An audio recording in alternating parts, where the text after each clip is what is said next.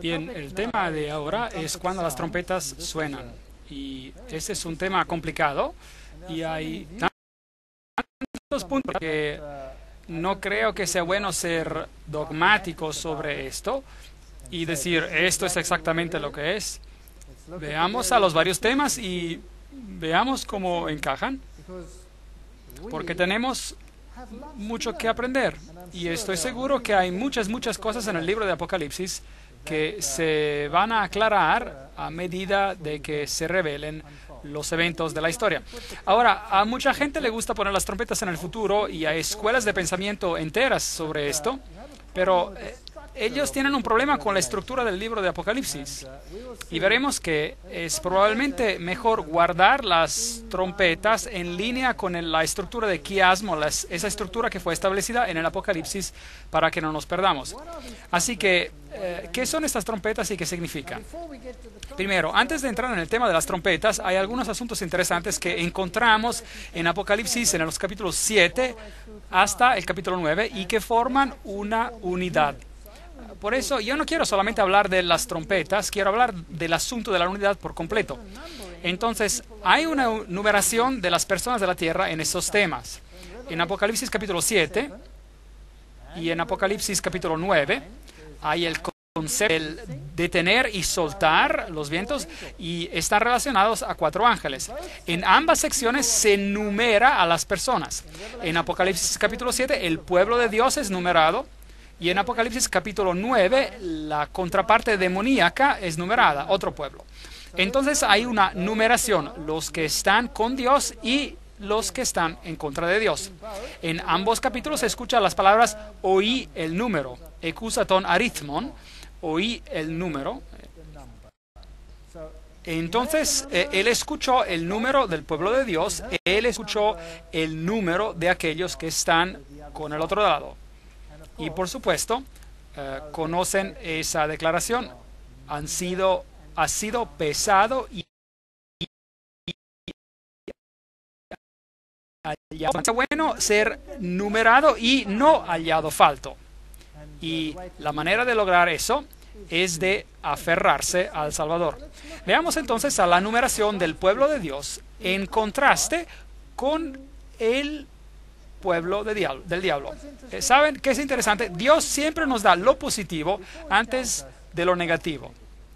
Antes de que viéramos, por ejemplo, como el mensajero del Evangelio sería destruir sellos, Dios nos dio un cuadro de su trono, del trono, con un poder impresionante.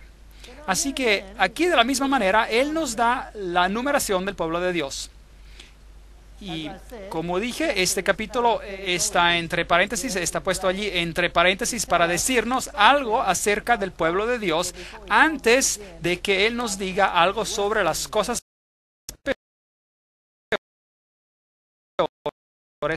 que solo los que tienen el sello podrán estar firmes. Queremos saber qué significa esto. La numeración del pueblo de Dios sucede justo antes del fin del tiempo de gracia, antes de la apertura del séptimo sello. En otras palabras, este es un asunto que sucede justo antes de la venida de Cristo, donde habrá una numeración final del número de Dios. Obviamente Dios va a esperar hasta que el número completo se haya juntado, porque Él dijo a los que simbólicamente estaban hablando bajo el altar, que ellos tendrían que esperar hasta que se complete el número, ¿no es correcto? Así que de eso se trata el asunto. Y luego llegamos a Apocalipsis capítulo 8, después del capítulo 7, y dice, cuando abrió el séptimo sello, se hizo silencio en el cielo como por media hora. Entonces, este capítulo nos habla sobre el evento del sello para el pueblo de Dios en el fin, el sellamiento. Así que leámoslo. Apocalipsis capítulo 7, 1. Después de esto vi a 4 ángeles en pie sobre los 4 ángulos de la tierra, que detenían los 4 vientos de la tierra, para que no soplase viento alguno sobre la tierra, ni sobre el mar, ni sobre ningún árbol. Ahora, el mar, las aguas en la Biblia son el símbolo de las naciones. La tierra es el planeta en sí mismo.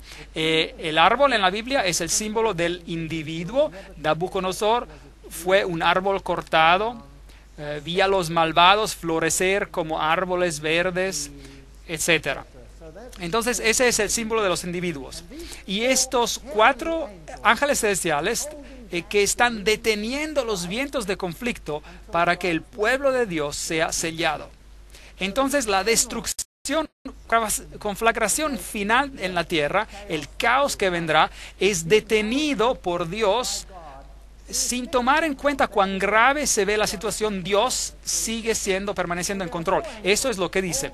Hay 4 ángeles que detienen los 4 vientos hasta que el número completo de Dios haya ingresado. Vi también a otro ángel que subía de donde sale el sol y tenía el sello del Dios vivo, y clamó a gran voz a los 4 ángeles, a quienes se les había dado el poder de hacer daño a la tierra y el mar, diciendo, no hagáis daño a la tierra, ni al mar, ni a los árboles, hasta que hayamos sellado en sus frentes a los siervos de nuestro Dios. En sus frentes. ¿Qué hay aquí en la frente? El centro de tu inteligencia. Es el lugar donde está la capacidad que tú tienes de decidir, tu estado consciente. Esto es lo que está en tu frente. Es lo que hace la diferencia entre nosotros y cualquier otra criatura en este planeta, cualquier animal. Es el centro cognitivo, el gran centro cognitivo para poder hacer decisiones en el ser humano. Y aquí es donde se hace una decisión por o en contra de algo. Y como hemos visto anteriormente, ser sellado es establecerse en la verdad de manera que no puede ser movido. Pero Dios también sella a estos individuos. Y oí el número. Ahí oímos el número de los que fueron sellados. Y estos son el pueblo de Dios. El número de los sellados, 144,000 de todas las tribus de los hijos de Israel. Apocalipsis 7, 2 hasta 4. Algunas personas piensan que este número es un número literal y dicen que hay literalmente 144,000 que están sellados. Pero recuerden que él oyó el número. ¿Qué significa estar o ser sellado? Bueno, en 2 de Timoteo 2:19 dice, pero el fundamento de Dios está firme teniendo este sello, conoce el Señor a los que son suyos. Entonces Él los ha sellados. Y apártense de iniquidad todo aquel que invoca el nombre de Cristo. Entonces, ¿qué nos dice esto? Estas personas han tomado la decisión de ya no hacer lo malo y de hacer lo bueno por medio del poder de Dios. Y de pedir perdón a Dios por lo malo que han hecho y de pedir ser limpiados en la sangre del Cordero. Es tan simple como es. No es un asunto complicado. Nosotros siempre lo hacemos más complicado de lo que es. Y la palabra aquí por iniquidad es maldad injusticia, maldad de corazón y vida, una acción que viola la ley. Muy interesante. Entonces, si nos apartamos de la iniquidad, nos convertimos en cumplidores de la ley. Si amamos a Dios, guardamos sus mandamientos.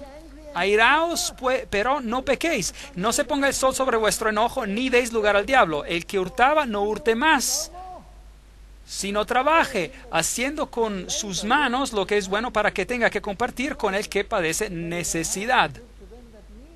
Ninguna palabra corrompida salga de vuestra boca, sino la que sea buena para la necesaria edificación, a fin de dar gracia a los oyentes. No es un asunto muy complicado. Significa empezar a hacer lo que es correcto y renunciar a lo malo. Y no contristéis al Espíritu Santo de Dios, con el cual fuisteis sellados el día de la redención. Entonces, los que están sellados tienen que empezar a hacer lo correcto. Tienen que hacerlo. Si eran ladrones, tienen que dejar de robar. Si tienen una habla pesada, tienen que corregir el asunto. Deben empezar a hacerlo. Toda amargura, enojo, ira, gritería y maldicencia y toda malicia. Antes, sed benignos unos con otros, misericordiosos, perdonándose unos a otros, como Dios también os perdonó a vosotros en Cristo. Efesios 4, 26 a 32. No es un asunto complicado. Que regresemos, que volvamos en armonía con la ley de Dios. Eso es lo que significa. Aférrense al testimonio. Sella la ley entre mis discípulos. A la ley y al testimonio. Si no hablan de acuerdo a esto, es porque no les ha amanecido. No podemos decir, soy un hijo de Dios, pero puedo vivir como vivía antes. No, no. A la ley y al testimonio. El hacer tu voluntad, Dios mío, me ha agradado. Tu ley está en medio de mi corazón. Salmos 48. Por lo cual, este es el pacto que haré con la casa de Israel después de aquellos días, dice el Señor. Pondré mis leyes en la mente de ellos. ¿Dónde está eso? Está en la frente. Y sobre su corazón las escribiré, para que puedan actuar con armonía con la ley. Y seré a ellos por Dios, y ellos me serán a mí por pueblo. Hebreos 8:10. Siempre hacemos estos asuntos muy complicados, y no lo son. Haz lo correcto, y deja las consecuencias a Dios. Ahora, en el corazón de la ley está el sábado. El día de sábado. Acuérdate del día de sábado para santificarlo. 6 días trabajarás y harás toda tu obra, mas el séptimo día es reposo para Jehová tu Dios. No el tercer día, no el cuarto día, el séptimo día es el sábado. No hagas en él obra alguna, tú, ni tu hijo, ni tu hija, ni tu siervo, ni tu criada, ni tu bestia, ni tu extranjero que está dentro de tus puertas. Porque en 6 días hizo Jehová los cielos y la tierra, el mar y todas las cosas que en ellos hay, y reposó en el séptimo día. Por tanto, Jehová bendijo el día de reposo y lo santificó. Así que aquí en el mandamiento del sábado hay otro sello. Dice allí, en 6 días el Señor, ese es su nombre, Jehová, hizo... Es el creador, los cielos y la tierra, el mar y todas las cosas que en ellos hay. Entonces, si miramos a Éxodo capítulo 20, versículo 11, porque en 6 días hizo el Señor los cielos y la tierra, el mar y todas las cosas que en ellas hay. En el séptimo día, por tanto, Dios bendijo el día de reposo y lo santificó. La palabra descansó aquí significa dar consuelo, estar confederado, acostarse, dejar de algo, estar en silencio. En otras palabras, tener un momento a solas con Dios en medio de toda la agitación en esta tierra. Y les di también mis sábados para que fueran por señal entre yo y ellos, para que supieran que yo soy Jehová que los santifico. Santificad mis sábados y sean por señal entre mí y vosotros, para que sepáis que yo soy Jehová, vuestro Dios. Bueno, existen muchos dioses allá afuera. ¿A cuál sirves tú? Al que obedeces, claramente. ¿Y cómo le obedeces? Guardando su ley. Y si Él dijo, guarda el séptimo día, entonces, ¿qué día debemos que guardar? El séptimo día. Éxodo 31:13 dice, el sábado es una señal entre mí y vosotros por vuestras generaciones, para que sepan a qué Dios sirven. Soy yo, el Señor del sábado. Hola, yo soy. Éxodo 31:16, guardarán pues el día de reposo los hijos de Israel, celebrándolo por sus generaciones por pacto perpetuo. Señal es para siempre entre mí y los hijos de Israel. Y en el séptimo día cesó y reposó. Y reposó nafash, palabra interesante en hebreo. La palabra por señal en hebreo es od. Y es un marco, eso dice la concordancia, y significa un marco distintivo. ¿Cuál es el marco de Dios? El día sábado. ¿Por qué? Porque el sábado ratifica la ley, valida la ley. Sin el sábado, todos los 10 mandamientos podrían ser de cualquier persona. ¿No es correcto? Podrían ser de cualquier persona. ¿Qué pasaría si yo escribiera los 10 mandamientos y lo repitiera, le partiera y dijera, todos deben guardarlos, porque así lo digo yo? ¿Qué harían ustedes? Ustedes pensarían, este hombre está loco, ¿no es cierto? Pero ¿qué tal si el presidente del país lo hiciera? Y si él hiciera una ley y dijera, quiero que la guarden, y la firmara, y si no lo hacen, bueno, tengo la autoridad al respeto. Entonces se vuelve un poco más interesante, ¿verdad? Y si el Dios del universo dijera, boom, hice esta ley, cielo y tierra está para ser vivida como una ley perpetua. Bueno, no significa nada. Entonces, ese es el marco de la autoridad de Dios. ¿También tiene la bestia un marco? Sí, claro, tiene un marco de autoridad también. Veremos a esto después. Debemos entender que el marco de Dios, su señal o sello, así como un sello de autenticidad, autentifica un documento. El presidente de los Estados Unidos, por ejemplo, ese es su sello, el sello del presidente americano, o el típico sello real, que dice al rey tanto el nombre, el título, y aquí en el Decálogo debe de haber un sello de autenticidad al documento, y lo encontramos en el mandamiento del sábado. Sin el sábado, todos los 10 mandamientos son solo otro grupo de leyes hechos por... ¿A quién importa? Pues, ¿por quién? Pero con el mandamiento del sábado tiene el sello del autor de la ley y el territorio, y es vinculante. Entonces recibe su autenticidad. Y me dio Jehová las 2 tablas de piedra escritas con el dedo de Dios. Deuteronomio 9:10. Existen pocas ocasiones en las que Dios escribió con su dedo. ¿Sabían eso? Y cada vez escribió con su dedo. Esta es una de ellas. Escribió los 10 mandamientos con su propio dedo sobre piedra. Y lo repitió, volvió a repetirlo cuando Moisés la rompió. Entonces son 2 veces ya. Y luego, cuando el reino de Babilonia llegó a su fin, Dios escribió con su dedo en la pared. Y el profeta Daniel dijo, Mene, Mene, Tekel, Ufarsim. Eso es lo que significa. Tu reino ha sido nombrado, contado y dado a los medos y a los persas. Hay otra ocasión en la que Dios escribió acá, cuando hubo un juicio final que sirve de símbolo para su venida final. Y hubo otra ocasión en la que Dios escribió sobre la arena. Fue cuando todos los acusadores vinieron y acusaban a una cierta mujer, María, que fue encontrada en adulterio. Y Jesús se agachó y escribió con su dedo en la arena. Me pregunto qué habrá escrito, porque cuando lo leyeron, todos se fueron y no tuvieron nada más que decir. Aquel que esté libre de pecado, sea quien tira la primera piedra. Tal vez vieron cosas escritas que no les gustó leer. ¿Es posible?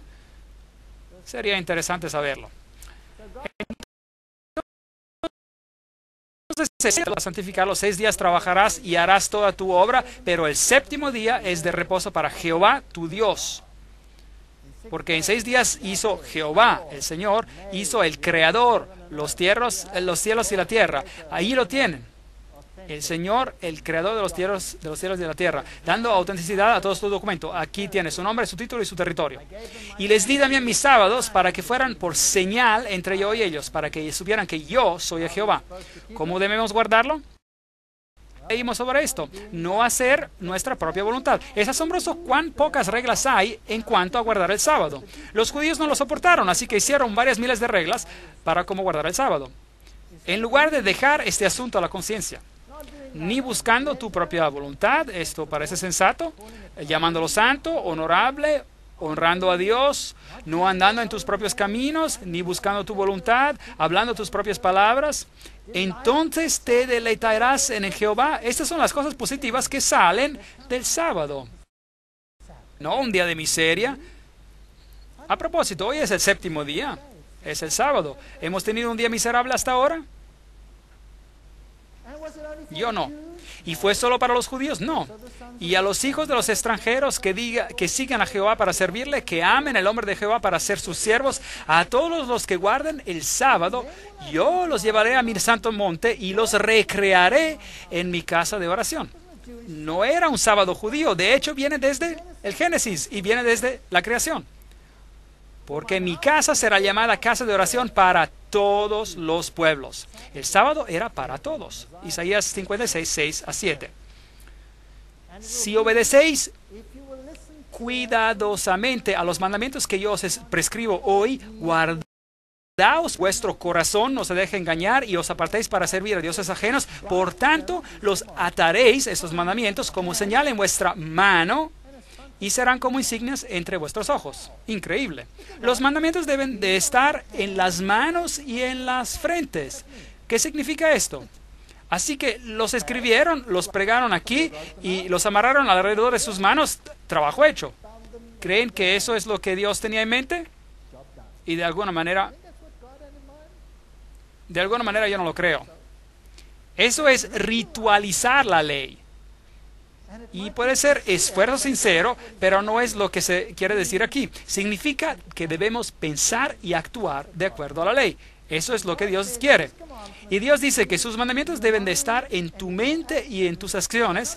Y otro poder vendrá y dirá, no. Mis mandamientos en tus mentes y en tus acciones. Es una diferencia interesante, pero bueno, no vamos a tratar de esto ahora. Deuteronomio dice lo mismo, en la mano y o en la frente. Deuteronomio 6, 6, 8. Y será como un memorial delante de tus ojos y en la mano, para que la ley de Jehová esté en tu boca. Éxodo 13, 9. Dios tiene algo que debe ser sellado en la mente. La ley y el sábado es la señal de la ley en una manera particular. Entonces, el propósito del sábado era que sea un día de descanso, un día de bendición, un día de paz, un señal, una memorial de la creación, un símbolo de la santificación, un día venerable, un pacto perpetuo. Esas fueron las razones por las cuales Dios dio el día del sábado, de manera de que no nos olvidáramos de Él y de lo que Él ha hecho por nosotros. Entonces, la ley de Dios en su totalidad, con el reconocimiento de su autoridad en nuestras vidas, nos traerá en armonía con el cielo, por medio de la redención que está en Cristo Jesús. Y esto es lo que significa ser sellado, es volver a estar en armonía con Dios.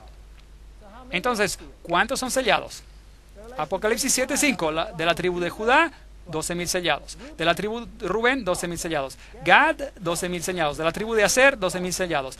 De la tribu de Naftali, 12,000 sellados. Y llegamos hasta la tribu de Manases, 12,000 sellados. Y de la tribu de Simeón, Levi, Isaacar, Zabulón y José, Benjamín. Y todos fueron sellados, 12,000. Entonces, ¿creen que es un número literal? Exactamente 12,000 de cada tribu. ¿Qué hay de nosotros, pues? Después de esto miré y he aquí una gran multitud. Ven, él escuchó, él oyó el número, pero mira, y ve y mire, y he aquí una gran multitud de la cual nadie podía contar, de todas las naciones y tribus y pueblos y lenguas, que estaban delante del trono y en la presencia del Cordero, vestidos de ropas blancas y con palmas en las manos. Algunas personas hacen discursos largos y bien que todo el libro es simbólico. Obviamente, también esto es simbólico, porque si no lo es, vamos a tener un problema. Por ejemplo, si miramos a las 12 tribus de Israel, vamos a ver que la tribu de Levi se menciona aquí en Génesis, José también se menciona aquí, Levi también se menciona en Apocalipsis, y aquí José también. Y en Ezequiel, esta tribu de Dan, la cual no se menciona para nada aquí en Apocalipsis, pero sí se menciona en Génesis. Tenemos a Efraín, que se menciona en Ezequiel, y aquí no se menciona nada en Apocalipsis.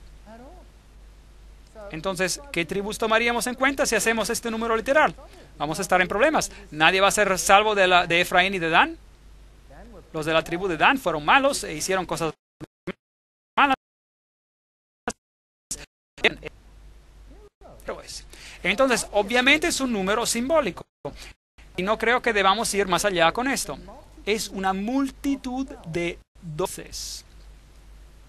Pues no es judío el que lo es exteriormente y la circuncisión la que se hace exteriormente en la carne, sino que es judío el que lo es en lo y la del espíritu, no en letra, la alabanza del cual no viene de los hombres, sino de Dios. Romanos 2, 28, 29.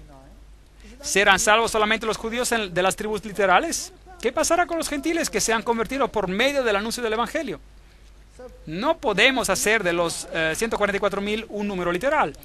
Y en cualquier caso, ¿quién es judío? ¿Quién es un cristiano?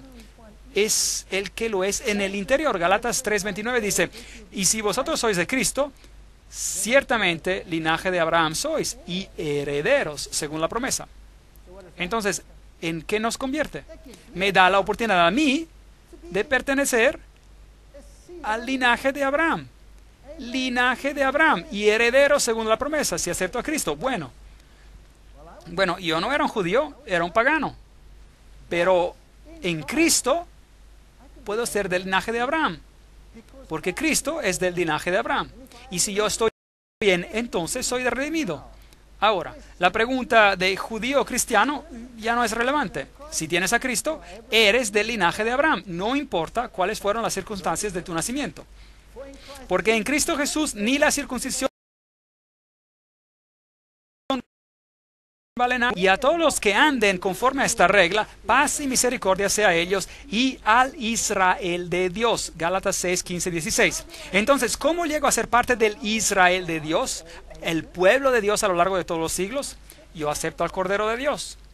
El judío no se salvaba por guardar la ley. Tenía que traer a un cordero y matarlo. Y era salvo por la sangre del cordero.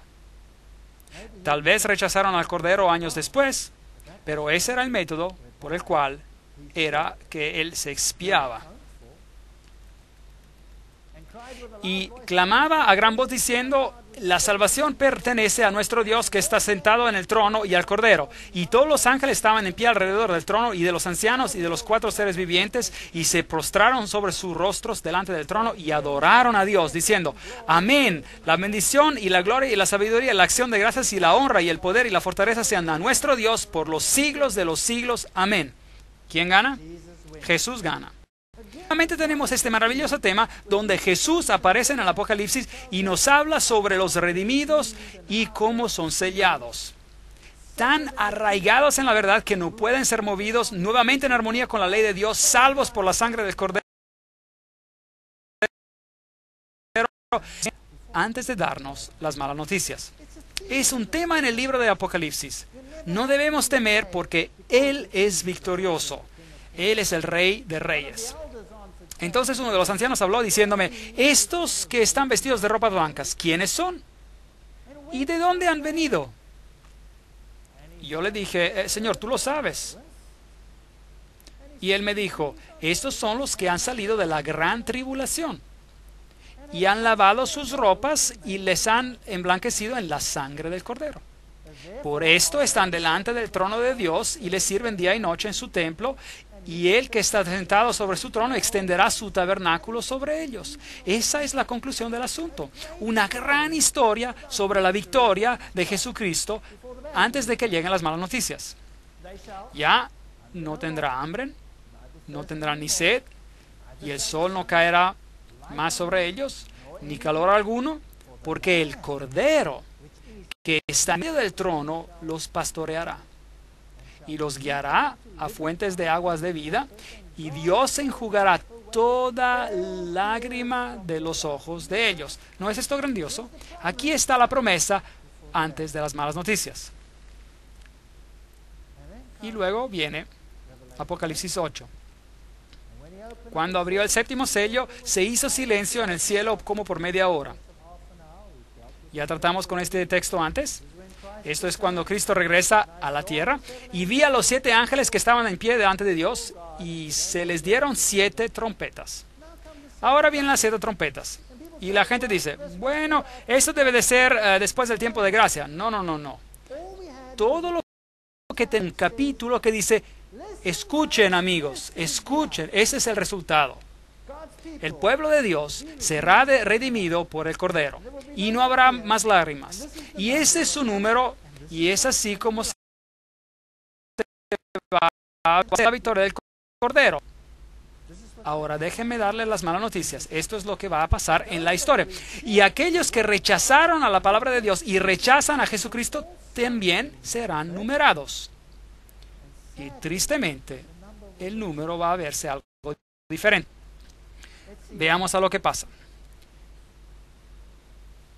Y vi a los 7 ángeles que estaban en pie ante Dios y se les dieron 7 trompetas. Otro ángel vino entonces y se paró ante el altar con un incensario y se le dio mucho incienso. ¿Dónde está parado este ángel? ¿En qué altar? El altar del incienso. ¿El altar del incienso estaba en el primer aposento o estaba en el segundo aposento del templo? Estaba en el primer aposento. Así que no puede ser esto, no puede ocurrir esto después del cierre del tiempo de la gracia. Jesús aún está ministrando en el primer aposento. Todavía tiene que entrar al segundo aposento y cuando eso acabe, llega el fin. Y luego será demasiado tarde. Así que aquí nos encontramos, ¿en qué parte del quiasmo de la estructura de Apocalipsis nos encontramos? En la primera parte. Jesús todavía está en el lugar santo. Y muchas personas quieren tomar esas profecías y ponerlas, arrojarlas al futuro y en el brazo escatológico de los eventos finales ilustrados en el libro de Apocalipsis y violan haciendo esto la estructura del quiasmo. No podemos violar la estructura del quiasmo. No podemos sacar algo de su posición y ponerlo donde nos da la gana. Tenemos que obedecer a las reglas. Por eso es que está escrito de esta manera, para que no se pueda hacer eso. Se le dio mucho incienso. Aquí está el altar del incienso para añadirlo a las oraciones de todos los santos sobre el altar de oro que estaba delante del trono. Ese es el pequeño altar del cual estamos hablando. Y de la mano del ángel subió a la presencia de Dios el humo del incienso con las oraciones de los santos. Hay gente orando. Todavía hay aquí algunas necesidades. Esto no puede ser después del tiempo de gracia, justo antes del tiempo del fin. No, no. Es un proceso continuo, se está hablando acá, por lo que sugiere que sigamos el mismo proceso que los otros. Es un modelo en las profecías de la Biblia. El libro de Daniel hace lo mismo. Daniel capítulo 2 va a lo largo de la historia de la humanidad y Daniel capítulo 7 recapitula otra vez el mismo tema, pero en otro formato. Y Daniel 8 toma otra vez el mismo tema y lo recapitula de otra forma. Y así usted tiene diferentes vistas, cuadros que llevan a la luz. Lo mismo con el libro de Apocalipsis. Vemos a las 7 iglesias, esta es la posición de la iglesia. Vemos a los 7 sellos, esta es la posición del anuncio del evangelio. Y ahora vemos a las trompetas que hablan de los juicios. Porque hay una numeración y somos hallados faltos o hallados justos. Aquí es un asunto de juicio. ¿Y quién es el juez? Jesús. Él decide quién lo logra y quién no. Y no ignora las oraciones de los santos. Es por medio de su mediación que ellos son aceptables a los ojos de Dios. Así que el mérito de Jesucristo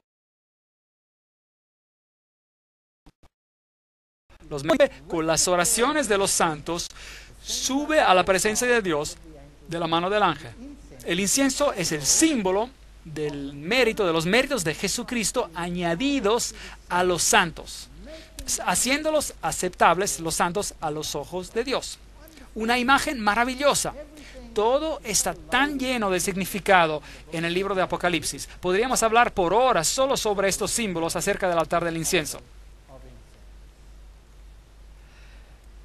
Y el ángel tomó el incensario y lo llenó de fuego del altar y lo arrojó a la tierra y se va, boom, y allí baja y hubo truenos y voces y relámpagos y un terremoto. Apocalipsis 8:5. Bueno, los juicios llegan a la tierra Y después de los juicios finales, así como Jesús murió en la cruz y dijo, consumado es, y todo se cumplió, también aquí todo se cumple y la numeración también se cumple. Y usted estará o con las ovejas o con los cabritos, dependiendo de su decisión. Entonces, ¿qué son estas trompetas en Apocalipsis? Hay 7 trompetas y cada una anuncia algo que pasa aquí en la tierra. Apocalipsis 8:6. Y los 7 ángeles que tenían las... Veamos lo que pasa. Déjeme recapitular.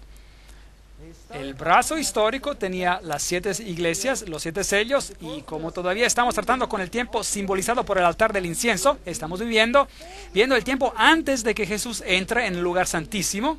Entonces estamos tratando con el brazo histórico del Apocalipsis. Las trompetas están en este lado del quiasmo y no las puedo remover y ponerlas en el otro lado. Eso violaría la estructura del quiasmo. ¿Está claro? Entonces, obviamente, estamos moviéndonos a través del mismo periodo de la historia que tuvimos en las secciones anteriores. Y hacer algo diferente sería contrario al sistema, a la estructura. Y todos terminan, por supuesto, en el gran punto culminante que es la segunda venida de Cristo. Así que nuevamente vamos a hacer un recorrido por la historia. Existe un paralelo entre lo que pasa mientras suenan las trompetas y las últimas 7 plagas. Este es un punto interesante. Las 7 trompetas suenan el día antes de la expiación, así es, y las últimas 7 plagas suceden después del día de la expiación. En otras palabras, cuando Cristo sale del lugar santísimo, entonces las 7 plagas caen. Entonces, si vemos aquí a las trompetas, vamos a encontrar que afectan lo siguiente: la tierra, capítulo 8:7. El mar, capítulo 8, versículos 8 y 9. Los ríos y las fuentes, capítulo 8, versículos 10 y 11. El sol, la luna y el abismo, salen langostas, versículo 9, capítulo 9, versículos 13 y 21. El río Eufrate, capítulo 9, 13 a 21. Voces fuertes, el reino de Cristo, 11, 15, 18. Y hemos seguido un proceso. Y cada vez se afecta la tercera parte. Y si vemos a las 7 plagas, existe un paralelo. La primera plaga cae sobre la tierra. La segunda afecta al mar. La tercera a los ríos y las fuentes, igual como las 7 trompetas. Y luego el sol, igual que allí. Oscuridad en el trono de la bestia. Luego está el río Eufrates, que vimos también del otro lado. Y luego viene una gran voz: ya está hecho. ¿Ven? Aquí está el está hecho. Esto es lo que pasa después del tiempo de gracia. Y esto debe suceder antes del tiempo de gracia. Porque es solo una tercera parte. No es todo, solamente una porción se ve afectada. Y hay lugar para el arrepentimiento. Y es en el tiempo de mediación cuando Cristo está sirviendo en el santuario celestial, en el primer aposento. Y esos son asuntos muy importantes cuando tratamos con estos textos. Porque existe hoy la tendencia de tomar a las trompetas y ponerlas en el mismo periodo, o ponerlas justo antes de este periodo aquí. Y ese es un problema, porque no solamente violamos la estructura del quiasmo, también violamos la idea de que hay solo una parte afectada, solo una parte que está destruida. Jesucristo está en control. El número del pueblo de Dios, capítulo 7, ahora las trompetas y la numeración del pueblo de la tierra y los problemas que todo esto involucra. ¿Quién va a ganar? ¿Jesús o el otro poder? Ya sabemos la respuesta.